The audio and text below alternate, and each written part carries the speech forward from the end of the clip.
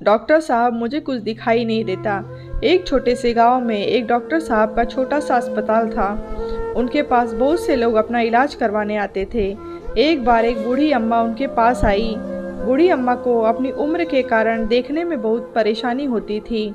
पिछले कुछ दिनों से उनको दिखाई देना बिल्कुल बंद हो गया था। इसीलिए वे डॉक्टर के पास आईं और बोलीं, डॉक्टर साहब मुझे आजकल कुछ दिखाई नहीं देता, बड़ी तकलीफ़ होती है, मेरा कुछ इलाज करो। डॉक्टर ने बूढ़ी माई की आंखों का अच्छी तरह निरीक्षण किया और बोले, देखो अम्मा, तुम्हारी आंखें ठीक तो हो जाएंगी, मगर खर्चा थोड़ा ज़्यादा हो सकता है। तुम्हारी आंखों की रोशनी करीब करीब जा चुकी है, इसलिए थोड़ा लंबा इलाज करना पड़ सकता है। डॉक्टर साहब, खर्च की चिंता आप मत करो, पैसे तो हैं मेरे पास, मगर मैं एक बात कहती हूँ। बूढ़ी माई बोली।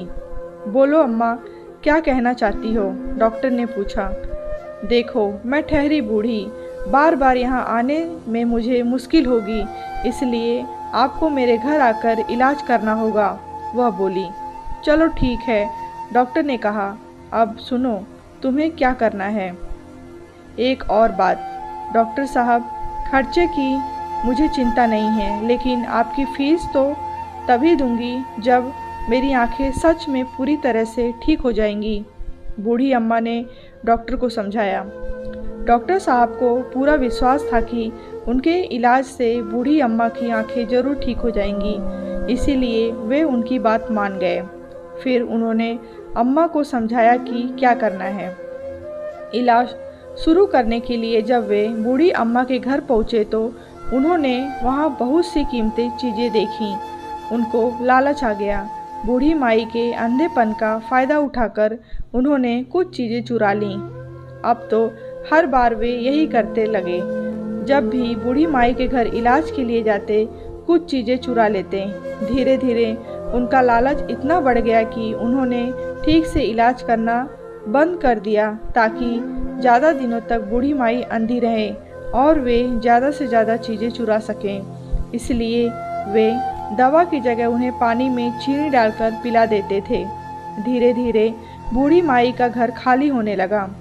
जब सब कुछ वहाँ से गायब हो गया, तब डॉक्टर ने ठीक से इलाज करना शुरू किया। कुछ दिनों में उनके दवा काम करने लगी और धीरे धीरे बूढ़ी अम्मा की आंखें ठीक हो गईं। लेकिन आंखें ठीक होने के बाद उन्होंने जब अपने घर को देखा तो सभी कीमती चीज़ें गायब थीं।